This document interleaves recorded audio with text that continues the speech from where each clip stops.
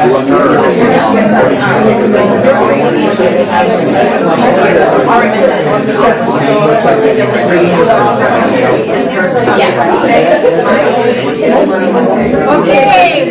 1:30 and we're about to get going.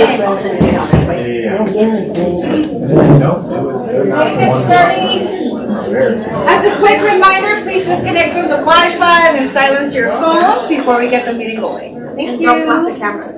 Oh yeah, don't block the camera. Please. Bucket fills. Who's got a bucket fill today?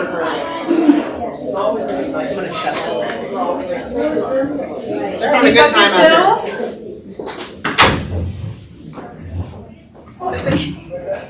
To Nancy and Nikki and everybody else who helped make today's lunch a success. It was delicious. There was so much. Thank you guys.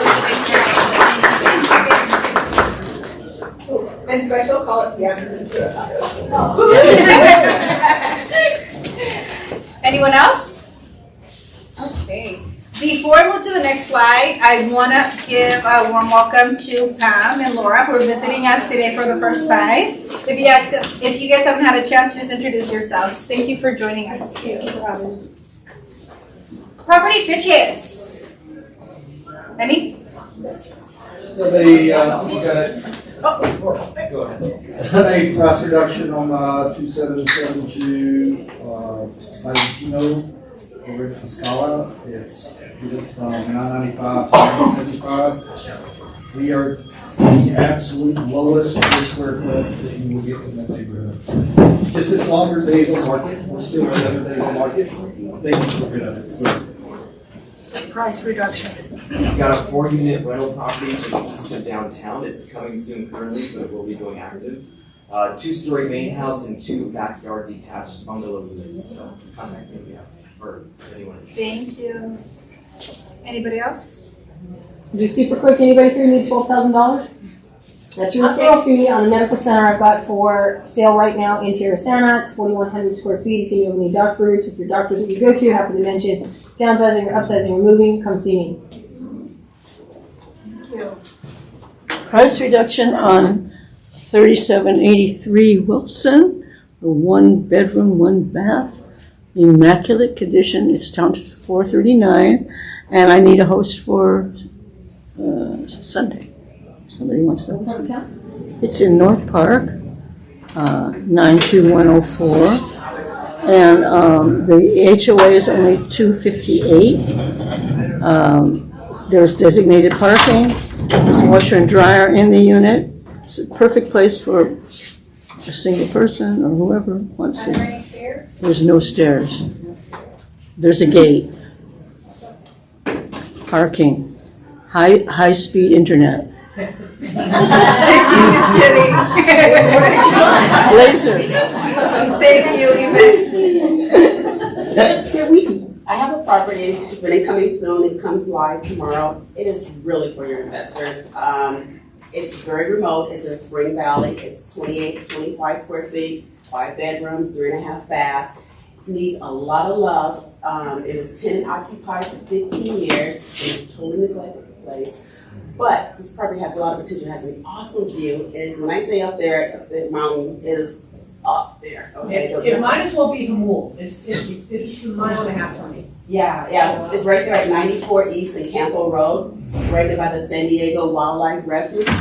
And you just literally go up that winding road for about 2 miles. And like I say, it's a beautiful view, but it needs a lot of love. I've already had a property home inspection on it, so that's available if you have any investors that's interested. 1.175.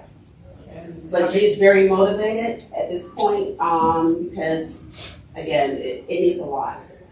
Send your investors. How big is the lot? An acre and a quarter. 1 acre and a quarter. So yeah, it's a wonderful location if you're retired or semi-retired or looking to be away from everybody, because it's definitely that property. It's definitely that property. So thank you. Thank you, guys. Anyone else before we move on? Yes. Right. Yeah, you got a almost 14-acre lot. It's in Temecula. It's just beyond Juan Country in where the horse ranches are. We just reduced the price. It's down to $210 now. Originally it was $225. So anybody looking for a lot? Oh yeah, it's like I said, it's almost 14 acres. So about 5 of it's really buildable because it's kind of on the hillside. So anybody looking up there, let me know. Thank you. I have a very cute little manufactured home, actually not that little. It's 1,680 square feet where you own the land in Oceanside. It's 1435 Garrett Drive and 2-car garage, $373 HOA per month, but a very cute 55 plus community. So this is 575. 575. It's not a property pitch. I don't know if you want me to wait until after. I want to just tell a little bit about the 2 classes coming up. Yeah, I have a little bit. Should I do that now? No, just a little Okay, bit. after that. If you have a moment, please go on Facebook too and post in there your property pictures as well, just so that we have a list of all the details for those agents who couldn't attend today, okay? Okay. Access to the building after hours. Again, if you're gonna be meeting with clients on a weekend or after office hours, just come see me or Ariana and we can give you a key card to access the building, okay? Nikki, where's Nikki? Nikki. Hey guys, we just wanted to take a moment to say, well, first off, y'all are the best potluck runners in the world. I came from a commercial pitch earlier that is full on spread and they're bragging about it. Oh no, I'm just way too selfish. It's just so great. So thank you so much to everybody that contributes always. And especially thank you to our vendors, which I don't think are in this room just because we have stats today, but make sure that you thank them. We initially had 3 respond to our email and we ended up with 7. So it was really cool. So take a minute when you get done here, when we get out there, go taste it really quick, put your ticket in the cup in front of your favorite, and let's give them some love. Thank you. Thank you, Nikki. Welcome. Tristan was here today for orientation. He left, but when you have a moment, if you see him in the office, just introduce yourself. That's that one. Mondays with Mark. Whoop, whoop. The info's right here for you guys. And then Sarah's starting this 6 figures in 6 months. It's a brand new course that she'll be bringing to you. So scan the QR code, sign up for her sessions, and join us. We have a video before we get that going. Corinne, do you want to give us the next classes as well? Yeah, so I just want to let you all know about a couple great classes we have coming up. They're going to be July 2nd and July 9th in lieu of our Zoom team meetings. So starting at 1:30, those 2 Wednesdays. The first one's going to be, and they're both going to be via Zoom here, but we're going to feed you, so get in here and we'll do live Zoom with state agents who are willing to give their time to teach these. The first one on July 2nd is going to be by Kristen Carter from Arizona. She's going to be teaching utilizing ChatGPT to streamline your business operations. And the one on July 9th will be with Stephanie Sherman, and she'll be doing creative lead generation in a shifting market.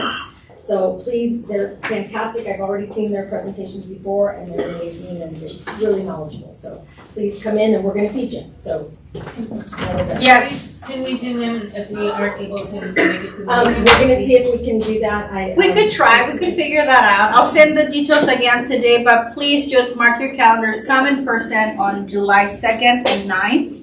We will be providing you guys with lunch. All you gotta do is come in, okay? Mark your calendars. And more info will come to you via email as well.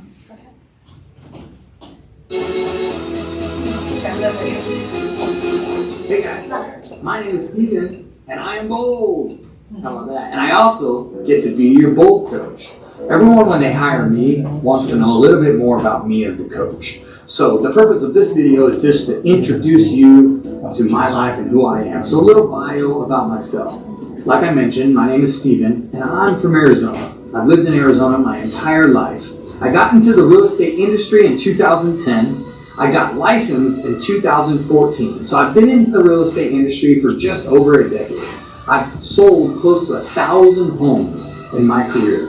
I've invested in every aspect of real estate that you can. So I I own currently real estate, long-term rentals, duplexes, single families. I own Airbnbs. I've done a ton of flips. I've worked with hedge funds, so really big buyers. The point behind all of that is I've done everything in real estate almost that you possibly can. I was also a team leader for 2 years, and during those 2 years, I was the #1 team leader in the region. I speak Spanish fluently. I have 3 children and a beautiful wife. I've actually been married for 13 years. So that's a little bit about me, and I wanted to mention I took Bold for the very first time in 2016. So like I mentioned, I got licensed in 2014, and in 2015, I sold 11 transactions. Pretty good for my first year, yet not great. In 2016, after taking Bold for the first time and joining Keller Williams and implementing the things that I learned at Keller Williams and in Bold, I took my business in that year to 32 closed transactions. That's right, 42 transactions from the previous year to 11. In 2017, I sold even more, again, implementing exactly what I learned in Bold. Bold is a huge piece of my life, and it has changed my life and my family's life forever. So when I say, when you implement these things that you will learn at Bold with me, I promise you'll change your life. So what do you say? Will you come be and do Bold with me? See you later. So do you guys, Steven will be the coach for Bold. Mark your calendars, August 5th will be step 1. For free at 10. We're gonna have it here hosted at the Market Center. You don't wanna miss it, it's free. Just come in, step 1. And the QR code's right here. And I know Bibi's almost next, so let's go really quick. Okay, Jacqueline. Okay, so we are not teaching this class. This is something SDAR is teaching for free. There is a class called Everything VA that is being taught. So if you're a member of SDAR, it is completely free sign up. The reason this is up from Escrow Partners is we will be launching our military program on that day at this event. So we can also just tell you about it. But we thought if you wanted to know about this, again, free class for any SDAR members. Starts at 10:30. Let me know if you want details, but we'll be there launching our military program, which basically means if you have a client that is going to go into escrow, and there is anyone active duty, we have a priority promise. Basically what that means is because we know what's involved if someone is active duty, you go to the top of our priority list. So that is a priority promise that we have made. There's some other components to that program. So please come ask us if you have any questions. That's coming up. Does it start at 10 or 10:30? I think it says, whatever time it said on there is right, because I was looking at the, it said 10. Okay. This is right, because I was looking at the actual sign up. Yes, question? Is that with military home loans? It is. Clay Murray with Military Home Loans is teaching that class. I've taken it twice, and it's an excellent class for anyone who hasn't taken it. Yeah, it's phenomenal. I think second that. Really good. Yes, it's great. And the other good thing, I would say, even if you're not currently working with VA clients, it's good for any realtors in San Diego because the chance that you're on the listing side with VA buyers or vice versa, they're out there. So it's really good to understand.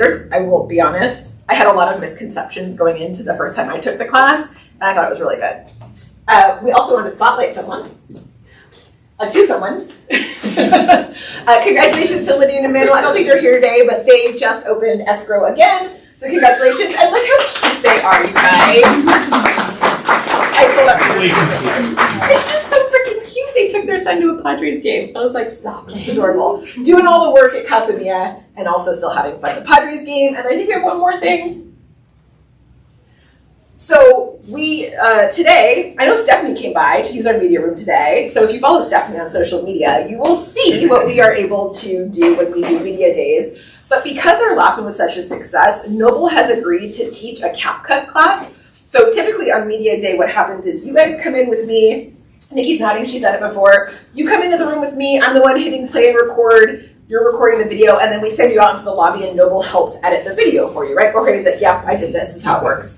So that went so well that we said, hey, Noble, we just teach people how to do it so that they don't have to wait until media day if they want to record videos. So he kindly said yes, he's going to be teaching that class. I'm going to go ahead and post some times. There's a lot going on, so I'm going to let you guys vote on when that should be. So just keep an eye out. Sometime this week, I'm going to get that poll up on our internal Facebook group page. let us know when that's gonna work. I think I told you all the things. July 9th, yep. And then July 23rd, we don't have this on the calendar yet, but we were just talking about it. Gary Keller and Jason Abrams are teaching a live class on listings. So on the 23rd, I think it's 11 to 1, 11 to 2. So we'll go ahead and we'll make sure that somebody's here and we'll have it running on the screen. But yeah, taught live from Gary and Jason, and that one's also free. So, free stuff, yay. Thanks, everybody. Free. We have one quick coaching shout out real quick. Anais got her first BRBC signed and she's already out showing properties. Real quick, you guys, kind of, we gotta go. So, you guys, rates are down back into the 6s, y'all. Yeah, I'd say so, right? I've been waiting for them to get into the 5s, but I'll take the 6s for now, right? I'm so sick of seeing the 7 at the beginning of that number, let alone the 8s. So 6s, you guys have had so many people tell you that I want to wait until rates get better. I hope that all of you guys get out of this classroom today and get on the phone and start talking to people that you spoke to 3, 4, 6, 12 months ago and be like, hey, remember when you told me we were going to wait until the rates got better? Well, guess what?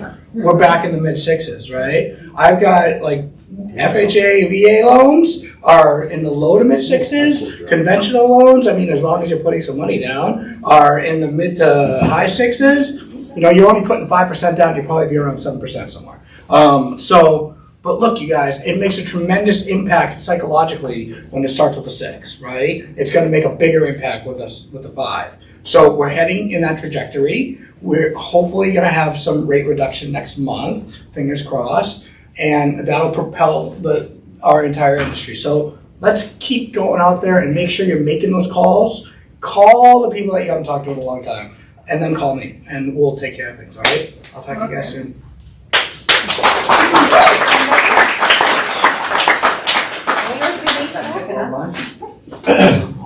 Hey everybody, how's everybody today? Who's taking advantage of the media room so far? I know Stephanie was in there today. Please come in there. I get pure enjoyment out of it because I can hear it's right next to my office. And I was laughing at Stephanie with all of her retakes today. Matter of fact, I was kind of bang on the wall. Come on, bitch, get better. But I didn't want to. I was going to do it right in the middle of your second retake. I'm like, no, I can't do that. Get it right this time. Great job on it. But please do. I mean, I promise not to be too rude. We're going to get right into it. So we're going to start talking about the June 2025 release forms. When did they get updated? June. Yesterday, right, yesterday. For those of you paying attention, it was yesterday. Oh, yeah, right. I'm going to try and do a 2-hour presentation in 45 minutes. Want a more detailed version. Now, all this, for those people that are new, this is my 1 week a month risk management meeting that I require you all show up. Otherwise, I'll give you a dirty look because you're not there. And then in these documents will be emailed out to you later there'll be clickable links in there. All you got to do is click on those links and it'll take you to everything we're going to see today. So, if you can't absorb all the information I'm going to give you today, I highly recommend going to listen to the 2-hour webinar put on by the car attorneys. But you can click on the link right there because that's the PowerPoint we're going to go off today. I basically stole their PowerPoint because I thought, why do we need to recreate it? Let's just click on that one. So Ariana, if you could click on that, I would really appreciate it. I'll just go down a page. There are 11 new forms. There's a total of 95 forms that have been updated. 11 are new. 35 have substantive revisions, meaning it's a change in the form. You got to learn now how that form works.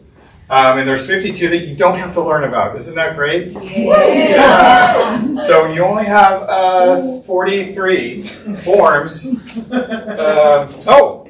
They retired 4 forms. Retired 4 forms. So They replaced it with 12. Who's an old person in this industry? Forms are like this thick.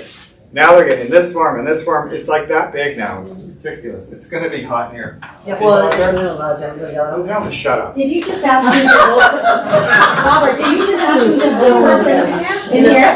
What? Did you just ask who's the middle person in here? Is that what you asked? Did I ask? Did you ask who's the old person in Yeah. here? Well, I'm surprised you didn't raise your hand. Exactly. I knew you were going to say. So go down one more. Keep going. Keep going. Keep going. There is a quick summary. So if you feel prone to wanting to, click on that link to get the quick summary about what all the changes are. So they tell the form, what's the name, what it replaced, and a brief description. Makes it for good bedtime reading. I think that's like 7 pages. Keep going. And is there a key like that for all of the forms? Huh? Is there a key like that for all of the forms? That would be handy. Yeah. Yeah? I don't know. All right. Here's one of the new forms. Now remember, I had a form created, and I'm finally glad that Carr caught up. Chris is here. Oh, good.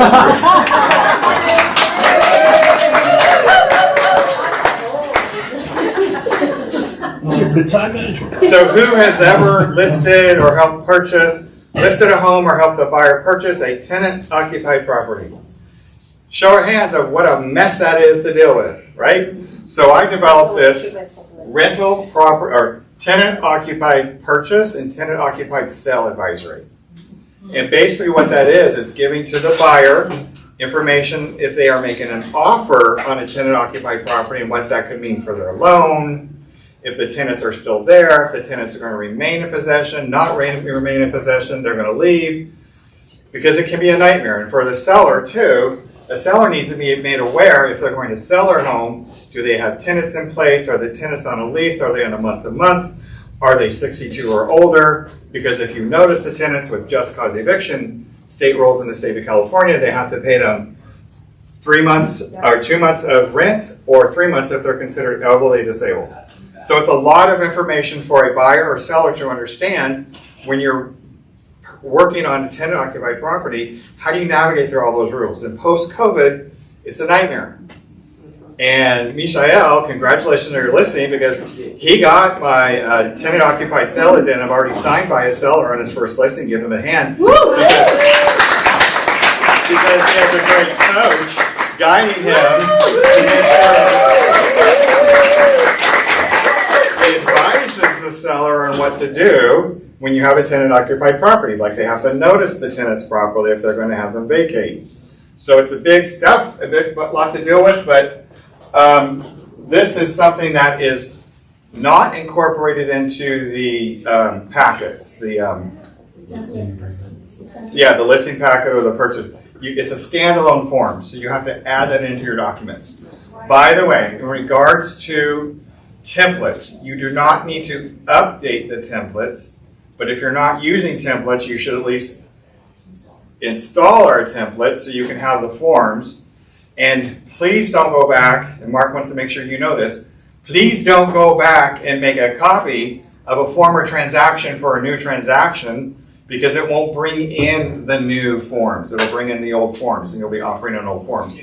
And for listing agents, he really wants me to tell you this, when accepting offers from the buyers and the buyer's agent outside there, make sure they have submitted the updated forms, because we know that agents on the outside aren't up to speed like they are here and might be using forms from 2017, which we do get those sometimes, okay? So just make sure. Any questions on the templates? Checking this, make sure you got the up-to-date. The date is 6/25 for those 35 substantive forms that have been changed. Yes? If you get an offer on an old form, what do you do? Send them to us for training. No, well, would you say rewrite your offer and put it on the new form, or is it? I would put it in the counter. Okay. A seller requests updated form. You could actually send it back in the counter to have them fill it back out. Okay. Because the substantive changes, then the rules and the laws and regulations are a little bit different. So it's meant to keep in line with that. Mark, I hope that was the right answer. As always, call Mark too. He'll let you know as well too. Okay? So there's a lot of stuff. So my word of caution for everybody, when you're listing a tenant occupied property, that you have a real conversation with that seller, are you aware of the rules, what it takes to get a tenant out if that's your intention? And now, do you give them the advice on it? No, what do you recommend they do? Yes, and you don't. What? And you don't use any of the property management forms in zip forms. No, because you're going to get a call from me and I won't be very happy, because those forms are for property management and they operate on a complete separate rules, and you guys don't know the rules of property management. Peggy, did she leave? I mean, they have more rules than we do. When Ashley opened up the property management company, I said, oh, I'm not going to be broker, sorry. Go find someone else. I don't want that much stress on me. But there's a lot more rules with property management, so please don't use those property management forms inside of CAR. We wish they were walled off as brokers. We ask CAR to do it, but they won't do it. All right, so any questions on the seller in possession advisory? Or rental property, I'm sorry. Rental property owner advisory. So is that something that you can add to your listing, to your RLA after that? Yeah, I highly recommend it. Because if you didn't add my one I had made up already, I don't. you better get that in. All right, next one. Which one do you prefer us to use, Robert, or both? Yours? That's what I was created, or? Well, mine's really good. It is. It is. But we have a CAR form now that makes it good. But until really, honestly, I didn't get this until yesterday. Oh, wow. And I can't cross compare the two, but I would say it's always good to CYA with as much as you can give them. This really is a conversation you should have at the listing consultation and before you're making an offer with that buyer on that property. Because you don't want these headaches or surprises to pop up during escrow. So maybe give both, because yours doesn't sound as legal mumbo jumbo. Try to make it simple. Right. Like these forms, yeah, they're CAR documents. There's a lot in there. Mine's a little bit more like it's the nuts and bolts. Understand. Yeah. So the seller in possession advisory. These are my least favorite transactions when a seller decides to stay over in the property and the agent has consummated either an SIP, which is how many days or less? 29. Or RLAS, which is 30 or more. 30 or more. Why is this a headache for me? Because they become a tenant if they use the RLAS. But why is it still a headache for me? There's a lot can go wrong. A lot can go wrong, but why is it a headache? Yeah. Because then you've got to deal with it. Yeah, because We call agents didn't guide their principals properly, and they call me to sprinkle my magic broker fairy dust and fix everything. Because they didn't guide their buyer to say, hey, this seller is going to occupy this property, and by the way, they kind of become a tenant in the state of California, and post-COVID, it's really hard to get a tenant out. I mean, who's ever tried to evict somebody in a property and like, okay? So what this form and advisory, I created my own for this as well too, which is a little bit more easy to understand. But the seller in possession advisory basically tells the buyer, and the stuff that they need to be aware of. Get to it. Sorry. It calls into effect whether it's an SIP or an RLAS. An SIP is not a lease, it's considered a license. So as a license, it doesn't fall under tenant landlord rules in the state of California. So a little bit easier to get that squatter or seller that stayed longer than 29 days to get out. In the blue, down at the bottom, consideration and legal restrictions. Buyers advised to seek legal counsel about any additional restrictions or issues related to the amount of consideration received. The amount received may be impacted by local or state rent controls, limited as well as any current state of emergency. Additionally, setting amount too low, and I can't read the rest. But anyway, When they put it in blue, that means it's important. So basically what it's, buyers seek legal advice. So that's the most important part of that sentence. And when you're having a seller or a buyer in a transaction where the seller's going to stay in the property, for the buyer, you definitely want to say, hey, this is now a situation where you're letting a seller stay in that property. They technically can become a tenant, and I'm advising you in writing, in an email, to seek the legal advice of an attorney because I can't get you legal advice about what it means to be a landlord in the state of California. That's your duty to advise them. Whether or not they do it and go speak to an attorney, that's a different story. But your duty is to put that in writing, because what happens after, this is usually what happens. They didn't tell me. They didn't tell me. Well, no, this is how the scenario goes. Broker Bob, I have a buyer represented, and the sellers stayed over 14 days, and they left the place a mess, and they did this to the property, and they did that to the property. I'm like, okay, why are you telling me that? I'm not the landlord. Well, what do you mean? Well, technically the buyer is the landlord because it states in the SIP that when that property transfers into that buyer's name, they are now the landlord. When does agency stop? When escrow closes. We are no longer involved in that transaction. So now the SIP in RLA specifically outlines that the property owner, which is now the buyer, and the tenant, which is now the seller, that have stayed in that property, are the people that should be talking to each other. But because my agent didn't inform that buyer of what that meant, then there's that post-close issue that results in them trying to help me with my magic fairy broker dust and fix it. And they say, this is what you should have done up front.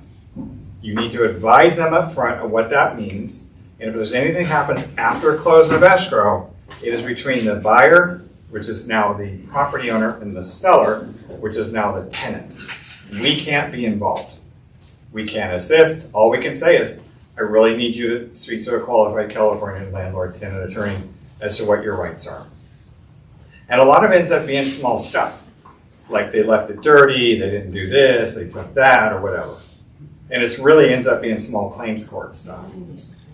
Now, how would that benefit if you told your principals up front about all this? How would that benefit you?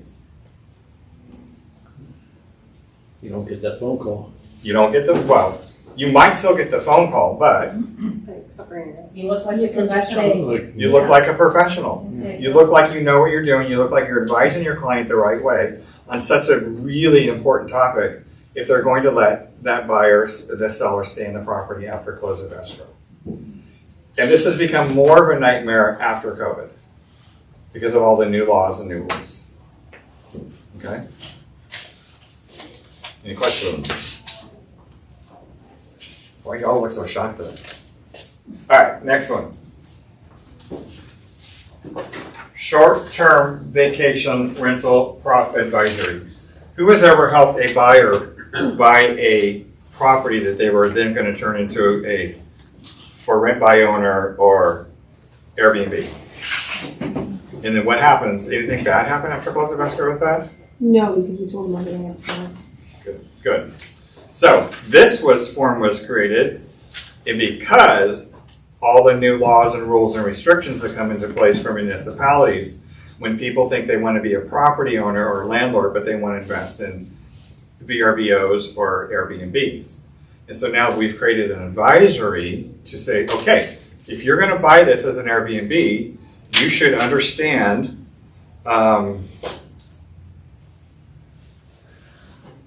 you need to investigate these issues during the buyer's investigation contingency period. If the rental property owner already owns a property and intends to use it as a short-term rental, the owner should investigate before entering into a short-term rental agreement.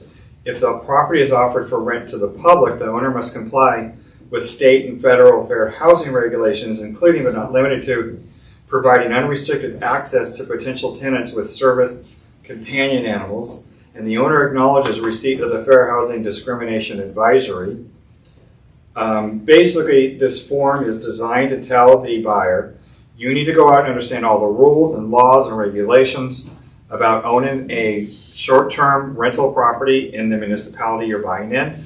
Every municipality is different. City of San Diego is different from Oceanside or Carlsbad or Del Mar. They all have different ones. They need to go out and investigate and see what that is that they plan on turning that to short-term. And then have that conversation with them when you're writing the offer or before you're writing the offer. Any questions on that one? HOA as well. Yeah, it's part of their investigation. Okay. Team member exit agreement. This really this is a new form. I guess they decided that when people leave a team, there's enough litigation going back and forth. Maybe we need to make a new form. So if you're a team, you have a team member, you can create a form on what that looks like when that team member exits. You have come to an agreement about what you have in escrow or current clients, etc. So it doesn't apply to too many. Okay. Now, remember 3G3 of the RPA. What does that define? How you guys get paid. And what's 3% of $1 million? Yeah, agents are so good at calculating 3% of $1 million that they're shitty at math. But they can calculate commission really quick. I just wanted to prove my point. Thanks, Chris. Okay. So we talked about this last time.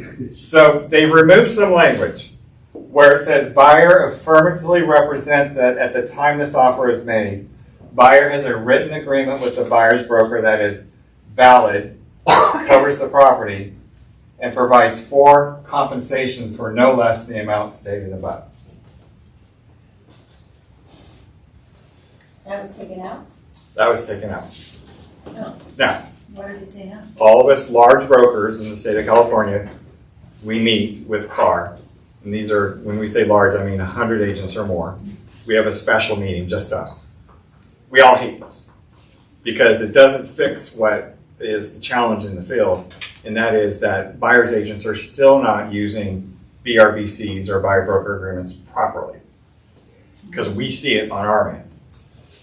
And so basically what they're doing here is they've changed the SPBB obligation to pay the buyer's broker. You're still going to ask in 3G3 that you're going to check that box, seller to compensate buyer's broker, and then agree to pay the buyer's broker X% out of the final purchase price. Okay? Here's CAR's reasoning behind it.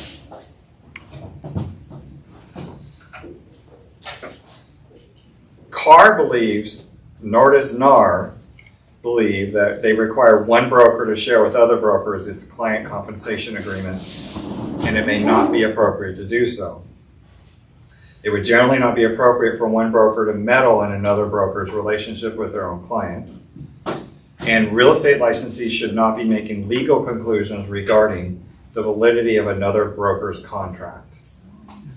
And real estate transactions are not furthered by allowing private broker compensation agreements to interfere with the buyer-seller agreement. And I love this one. Real estate transactions should be made easier, not more complicated, for agents in the field and their clients.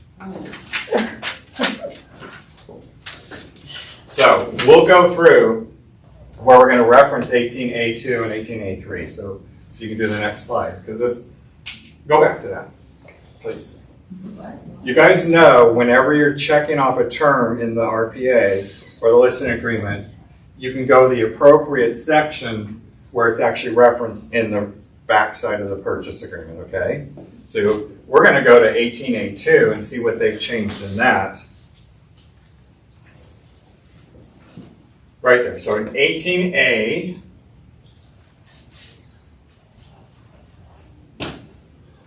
defines what the amount of compensation is. If it's a percentage, it will be based on the final purchase price. That's, by the way, that's a question I get asked a lot because contracts are consummated where people write 3% of whatever the purchase price is, and then it gets negotiated up or down in escrow. And I get escrow officers call me about the down payment. So they said they're going to put in, or the earnest money, they said they were going to put in 1%. Does that mean it's 1% of the original price or 1% of the new price? 20% of the new price, by the way. Okay, Sorry, Robert. yes. Chris came in late. All good. Early. Chris? Buyer's obligation to pay buyer's broker shall be offset by any amount that the seller pays buyer's broker. One more time, what was it? Buyer's obligation to pay buyer's broker shall be offset by any amount that the seller pays buyer's broker. So basically, buyer has a BRBC with a buyer agent, and it's stipulated for 3%, right? Because you can ask for less, you can't ask for more. So if you have a BRBC consummated with your buyer at 3%, but the cooperating broker, you're only able to negotiate. Now remember, buyer's agent's commission is now a term. It's a negotiable term. So if you're only able to negotiate 2 or 2.5%, then basically what that says is the buyer's portion will be offset by what the seller is going to pay. But the buyer is still responsible for that other percent that's the shortfall. Does that make sense? Yes. Okay. That means you need to have a conversation up front with that buyer. In the BRBC, when you consummate it, hey, I work for 3%, no less than that. But we're going to get out there and we're going to negotiate, and I'm going to do my best to have the seller pay the entire fee. And if I can't, we're going to talk about what that looks like when we get into the contract negotiation phase. Let's say I can only get 2.5%, and I really want you to get that house, and you really can't afford to come up with that other 0.5 point. I'm going to go ahead and I will modify this BRBC on this one property only. So that's how you handle that when the commissions are different. You just modify the BRBC for that one property only. My recommendation is you take all your BRBCs for 3%. Because I still have agents, I see all the CIs, I know what everybody's making. 3% is still there. It's out there. And especially now in this market, where it's longer days on market. I love seeing price enhancements. By the way, congratulations on your price enhancements. It's a sizable one. Thank God it wasn't like 5,000. Because I've seen some of those agents, and I can tell they're not guiding their principal properly. $5,000 is not going to move that property. A $50,000 one will get new eyes on it. Okay? All right, next page. So 3G3 supporting forms. Under a settlement agreement binding on realtors, broker is prohibited from receiving compensation in excess of the amount in this agreement. Buyers, it is advised to not include in a purchase offer a request that the seller an amount higher than the amount in paragraph 2E, so basically, a buyer can't put 2.5% in your BRBC and then go ask for 3 to have the seller compensate you. You get that? Yeah. Now, why do you think I think this is messed up? Why are there already claims from sellers? There's no room for negotiation, there's no wiggle room. Well, they're also going to say that they overpaid because the maximum they could receive is 2.5 and we may pay 3. Exactly that. Why was it? The seller will complain once they see that the BRBC only said 2.5, but they asked for 3. I didn't have to pay that 3. I could have got away with paying 2.5. So it puts the onus now back on the listing agent and our top 100 plus brokers in the state of California that states, no, we have a responsibility to make sure there's a valid BRBC that is enforceable and it's in effect. Because we're seeing BRBCs that were longer than 3 months, they didn't identify the area, they didn't even have a percent filled in, and some were consummated after the offer was written. Now, that's when the buyer affirms at the time they make the offer that it's valid. And now we find out it's not after we've already accepted the offer. So, pursuant to the NAR settlement, a buyer's broker is not permitted to receive compensation for services from whatever source that is greater than the amount in the buyer representation agreement. And that's basically spelling out that they can't get any money from any place else from the seller. It has from any place else. Can't come from the agent. Can't from a lender. Or can't from anybody else. Has to come from the seller. Next page, please.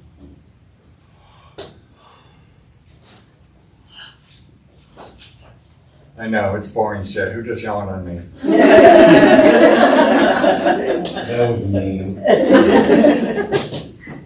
That was you, wasn't it? Yeah. He's a loud yawner. Yeah. I feel. I'm here to get my name checked out. So we're going to skip through this. We're going to go into, keep going, right here. So Carr has decided maybe we should make the FHDS a little bit easier to use. Oh, jeez. Boy. Gee, thanks, guys. Well, there's a new law in the state of California that takes effect July 1st, so soon, that says to a seller, if you've done anything that is built, if this property was built after 2010, so anything after 2010, this doesn't apply to, but it was before January 1st, 2010, like December 31st, 2009, then this applies. And it's going to ask the question for the seller to identify whether or not they made, go to the next page, remember what the word is. List, if they made any low-cost retrofits during the time they've owned that home. And it's got a list of all these things, like roof replaced with a Class A rated roof. Spaces between roof covering and sheathing blocked with non-combustible materials or bird stops. We'll sell. Yes and no, and not, do they have I don't know in there? Because most of those people are going to go, I don't know. That's right. If they don't know, then they should check no. And then But an then- explanation, right, this is how much I know if anything. So if they don't know, the recommendation is to say no. If they do know, then say yes and provide documentation if they made those small retrofits and they have documentation to back it up. That's the best thing to deliver in escrow in the disclosure packet. Okay? So really on any homes that were built after 2010, before 2010, is really what this form applies to. So they try to make it a little bit easier and then go up, down one more, Ariana. And then this is put out by California Fire. This is the list of low-cost ways to harden your home. So those are the things they're talking about. You gave a good example, Robert, of the putting the no, and I don't know if that was during the Mondays with Mark, but that first example is a Class A roof. Like if they know the roof was replaced, but they don't know if it's Class A, they would put no, and then an explanation, but roof was replaced and blah, blah, but I'm not sure. So, I don't know where you told me that. And where would they put that? Because I always saw some boxes. There's an explanation line. Robert, sure. I highly recommend sitting in on the live legal webinar on that link just for this part because it's more than I can explain because it took them 25 minutes to explain this one part. So I want to do it justice. I would recommend that if you really are confused on this. All right, let's go to the next one. They have updated the PRBS, which is the possible representation of more than one buyer or one seller. So if you end up in a dual agency, in the past, they didn't clarify the difference between a dual agency. So a dual agency is considered if Karina's representing a seller and I'm representing a buyer. That's considered dual agency. But they didn't explain the difference between a dual agency by a broker dual agency and a dual agency by a single agent.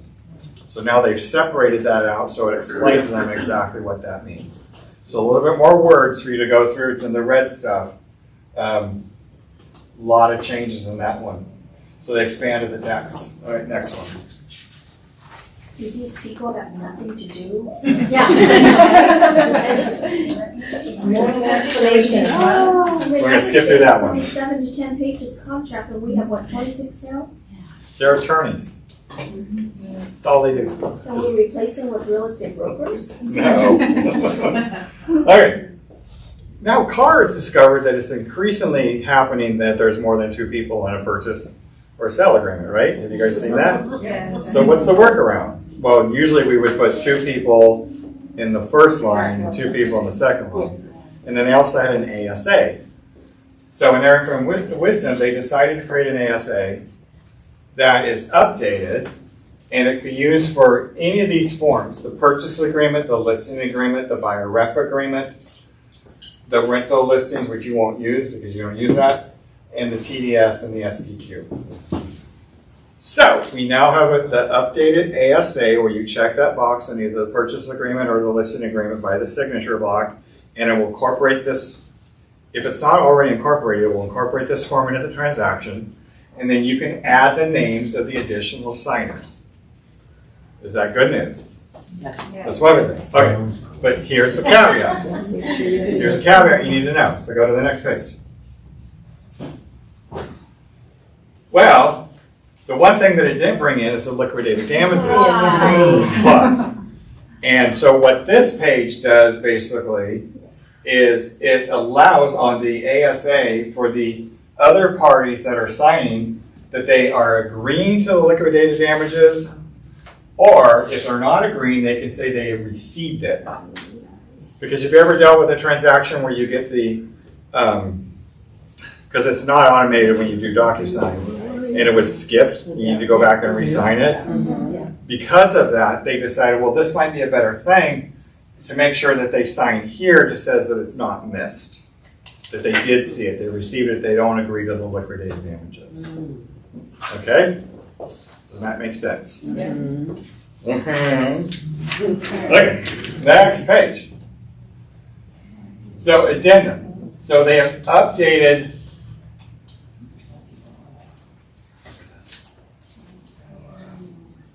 Oh, they updated the addendum form to include the addition of the term housing provider rather than seller or owner. Okay, now go to the next one. Now, an amendment to a prior disclosure. This is one of the new forms. So you had an escrow, you have an escrow, it's in escrow, all the disclosures went out. Something was discovered that the seller found out during escrow, oh, I didn't disclose this. So how do you go back and do that? Well, usually in the past, we would do it as an addendum, right? But an addendum is, what is the word? Shoot, I forget the word. But an addendum is something that is used during the process of consummating the contract. An amendment is what is used after the contract has been fully executed. Okay? Trying to think of the fancy word the car attorney used, but I can't remember.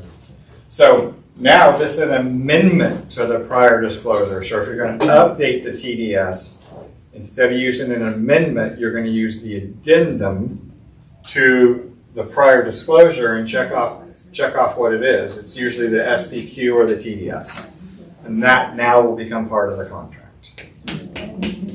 Okay, everybody clear on that? Yes. Good. If not, you'll get it in Mark's review message. Because what is it? So, in people for years, and there's still people that are using amendments to change contract terms after it's been fully executed. And Carr took that stance over a decade ago. No, we have the amendment form, the AEA, Addendum to Existing Agreement. All right, next one. Oh, and then addendum generic. So they've changed the addendum form to addendum generic. And you can label it. So when you have an addendum, this is only used during the contract phase. So remember we have a text overflow addendum that goes into that. That's basically what this will be used for. Okay? Next page, please. Referral fee agreement. They changed everything.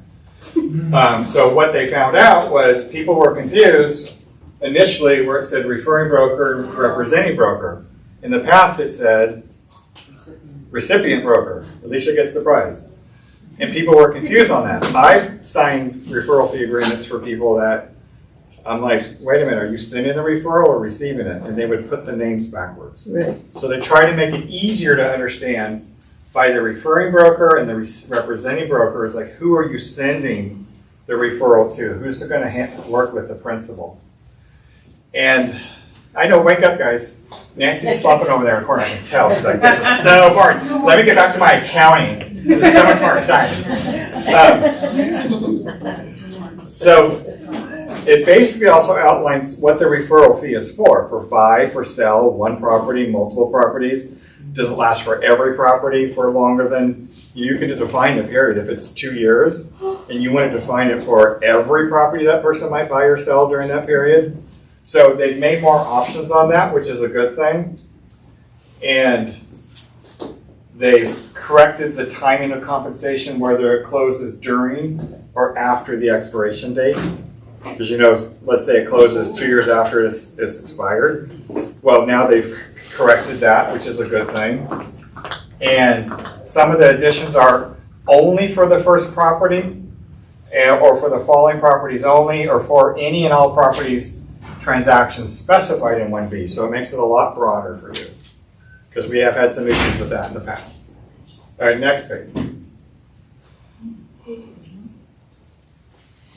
Let's go back up.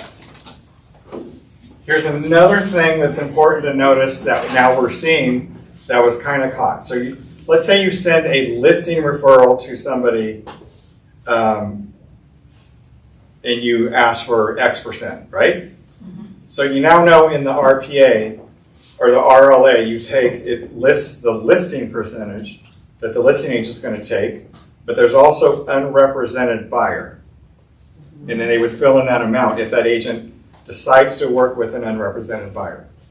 So the question came up, well, if I'm sending Stephanie a referral for a listing, she takes the listing for 3%, but also in her RLA, it specifies she's going to add additional 2% if she takes an unrepresented buyer, not a buyer under a broker agreement, but an unrepresented buyer.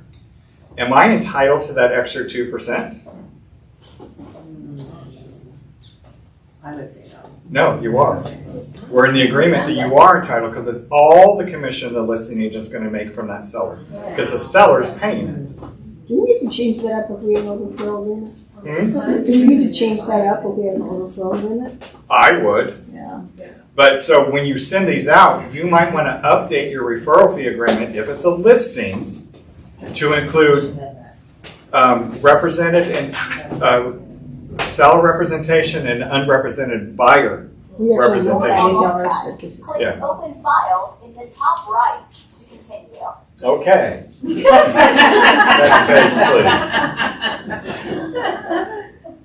And nothing there, and I think we're done on that. Now go back to the PowerPoint, please, and I'm going to cover the 3G3. Go down one page. Keep going. Okay. So here's my broker advisory in regards to the seller counteroffer for item 3G3 if the buyer is requesting that the seller pay for commission to compensate for the buyer's broker. So a standard of practice for you listing agents, you now need to confirm with the property owner in writing, an email is acceptable, whether they wish to require verification that the buyer has a fully executed and enforceable buyer representation and broker compensation agreement in place. So at listing, you have the conversation with the seller and say, hey, rules have changed.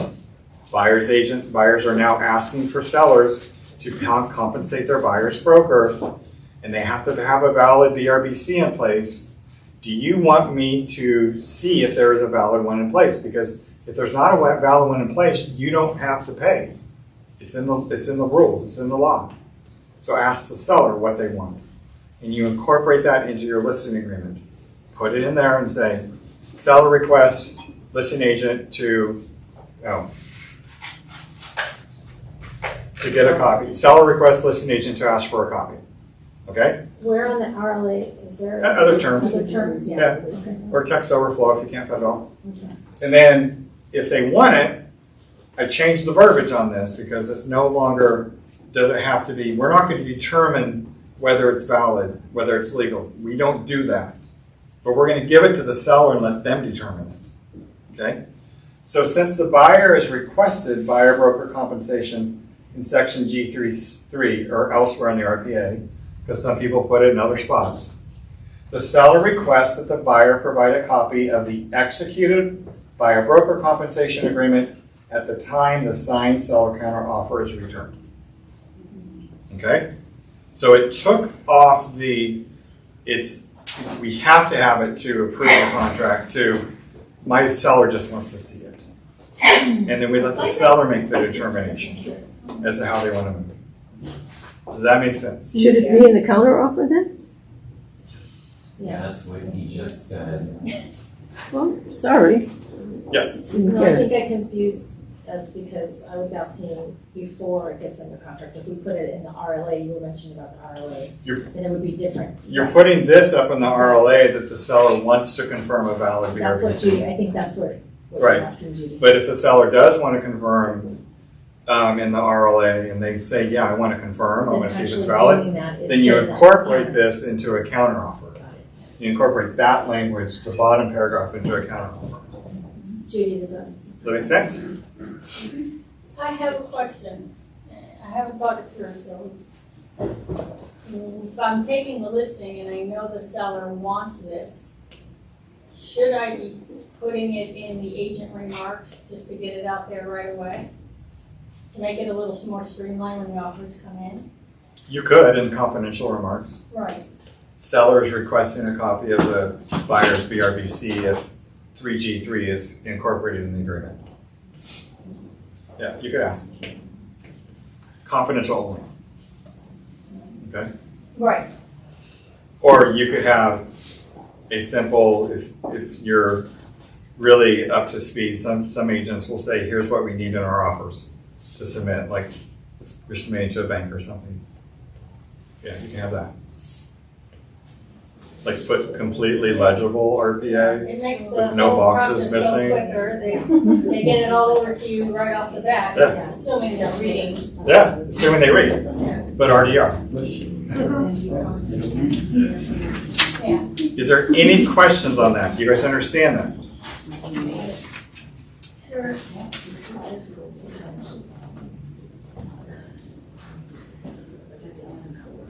Can we just give it up for broker Bob, because there's no other broker in San Diego County.